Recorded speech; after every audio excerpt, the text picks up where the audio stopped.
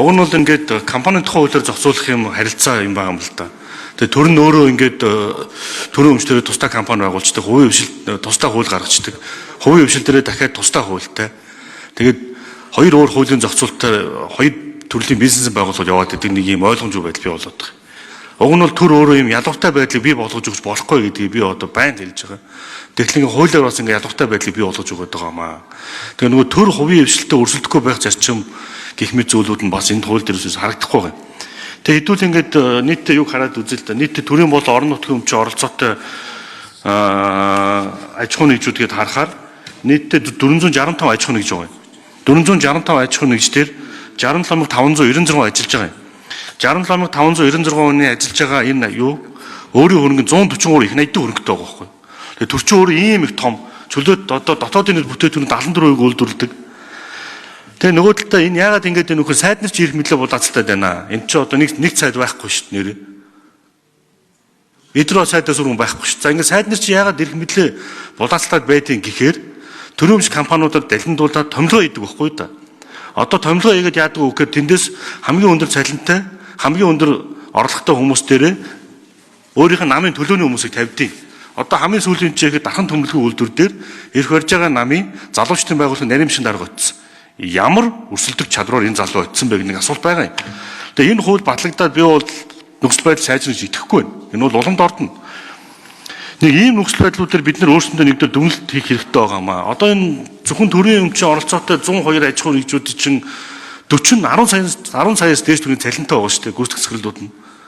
Тэгээ үр дүн хэр байгаа юм? Үр ашиг хэр байгаа ингэ явдаг. Төрийн өмч компаниудын дагаад дандаа авилга албан шал яригддаг. Төрийн өмчийн компаниуд дагаад дандаа улсын намуудын сонгуулийн сангуулж явагддаг. Төрийн өмч компани захирлууд нь сонгуульд нэр дэвшигтэй тухайн компани маркетингийн зарлаар ингэ зарлал хийлэгдэг.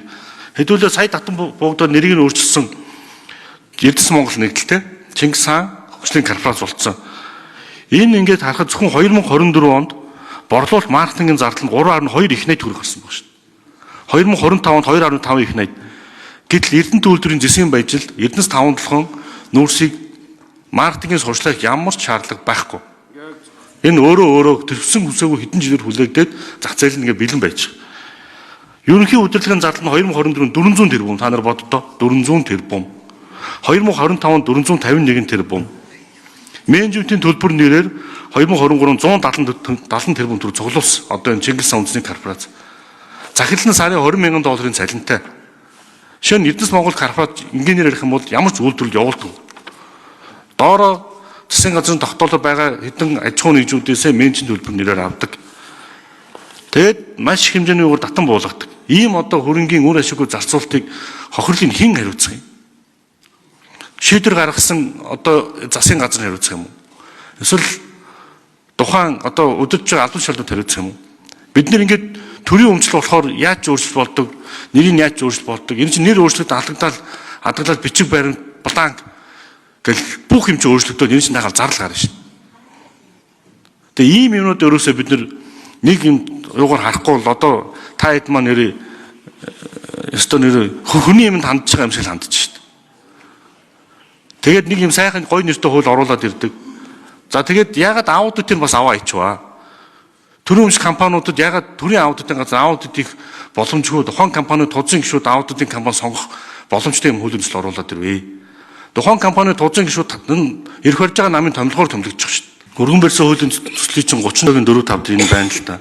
Тэгээд дагаж орж ирж байгаа хуулийн чинь төрийн аудитын тухай хуульд өөрчлөлт оруулах тухай дээр чинь ингээ хасаагдсан шүү дээ.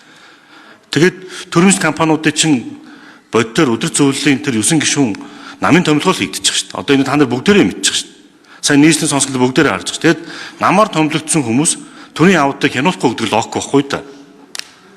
Намаас томилогдсон тузын гишүүд чинь тухайн гүйцэтгэлүүдээ төрийн аудитыг хянуулахгүй гэсэн ийм зөрчил үүсээд байгаа. Одоо хэдүүлээ ингээд дахиад аудитын дүгнэлтүүдийг хараад ярихад энэ жишээ нь төрийн өмчтэй холбоотой хөрөнгө байгаа юм. Манай төр өөрөө маш их объекттэй тэрийг бусдад төрөөслүүлдэг. Бусдад төрөөслүүлэхдээ дунджаар 50 мянгаар төрөөслүүлдэг.